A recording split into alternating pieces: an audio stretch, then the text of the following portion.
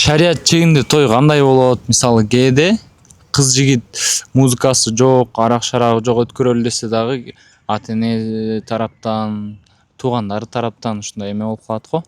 Ушул учурда кандай кылышыбыз керек? Эң бир актуалдуу суроолордун бири да азыр. Чындыгында азыр жаш муун дин тутуусу аябай жакшы болуп баратат барган сайын. Ашыкча ысырапсыз, күнөөкөрчүлүксүз өткөрөлү деп аракет кылгандар көп. Кыздар дагы, эркектер дагы. Бирок тилекке каршы улуу муун ата энеси бир жака барып койгон, жеп койгон, алып койгон дегендей бир жерлерден кайра алар да ошондой уюштуруп бербесе карыз сезет да өзүнүчү. Анан баласын кыйнай берет.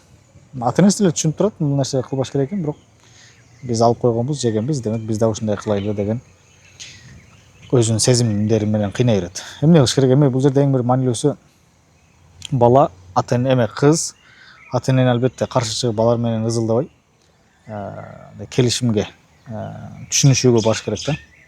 Кандай мисалы мейли кафе ресторанда өткөрөлү, бирок музыканы койбойлу, музыканы жок кылайлы деп. Эгерде музыканы таптакыр коюш керек деп мажбурлай турган болсо, анда бир уруксат берилген, бир ата эне жөнүндө, мекен жөнүндө болгон адеп акылак сакталган нерселер коюлуп эме кылса жакшыраак болот. Мына мындай түшүнүп калбаш керек да.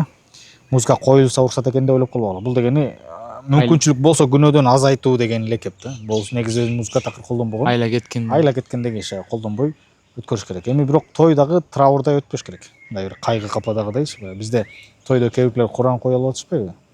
Куран койсун, мейли башталышындачы. Эми баштап койсун да Куран берекеси менен. Бирок той бүткөнчө Куран коет деген андай болбой калат эми туугандар. Тойдой болуш керек. Куран окулчу жайы бар өзүнүнчү. Мейли башталганда береке үчүн окуса болот. Бирок бүткөнчө Куран коппоюу бул андай эмес. Шариятта уруксат. Тойдо бир аз көңүл көтөрүү, шан шөкөт болуш керек. Чеги менен албетте. Ошол эле учурда мисалы ошол ата энелер убагында мисалы акча бергенбиз, акча алалы депчи жанагы кошумча маселесине кандай карайсыз? Бул кошумчаны карыз катары кылбаш керек. Биз беребиз, же алабыз дагы эмне кылабыз? Жок болуп кетпес эмеге бекитип жазып коебуз да баягы алтын дептергечи. Анан 20 жылдан кийин болсо дагы 15 жылдан кийин болсо да ошону ачып туруп анан эмне кылабыз? Казып табып чыгабыз, могу монча бергенде монча алып келиптир деген нерсе. Буну ким тойго берсе белек катары бериш керек. Кайра үмүт кылбаш керек. Мисалы үчүн сен той кылып атсаң, сен той кылган учуруңда мен сага тууган болсом, азыр менин чама чаркым канча? Мисалы үчүн менде болгону 5 миң бар, 10 миң бар болсо, ошо баарын алып барып беришим керек, унутушум керек болду. Кийин сен тойго келгенде, мага келгенде, балким сенде көбүрөөк болуп 15 миң беришим мүмкүн, балким азыраак болуп 5 миң беришим мүмкүн. Сен дагы мага эмне кылып бересиң? Тойго кошумча белек, ошол тоюңар жеңил өтсүн, чыгымдан кыйналып калбагыла деген тууган уруктун жардамы болуш керек. Бизде карыз катары беребиз. 20 миң беребиз, кайра 20 миң беришибиз. Эми 20 миң беребиз, 20 миң сом алабыз. Бул эмне деген? Убактылуу карыз бул кандай? Сообу да жок да эч нерсенин. Бергенденчи. Андай кылбай, сооп алууну эмне кылып бергенден кийин унутуш керек. Бербесе капа болбош керек. Бирок бул кыйын маселе. Буга Өтө тамырлап кеткен го бизде. Өтө тамырлап кеткен ал. Мисалы азыр эми ошондо уюштуруп баштагандарга да мисалы эмне кеңеш айтат элеңиз? Кеңеш бирөөдөн үмүт кылбагыла, өз чама чаркыңа жараша той өткөр дейт. Ошол эле учурда азыр тууган уруктан үмүт кылып той өткөрөт да, эл журттан, катыштарынан, катташкандардан монча акча алып келет, мондай кылат деп ошого эсеп чыгарып анан той өткөрүшөт. Бул жакшы эмес, андай эмес.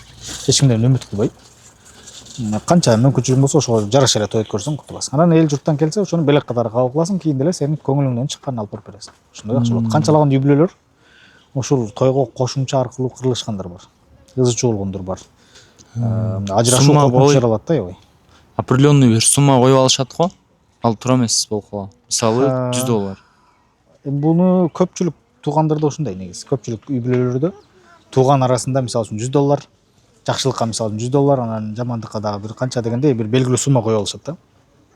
Мен ушул нерсеге каршымын.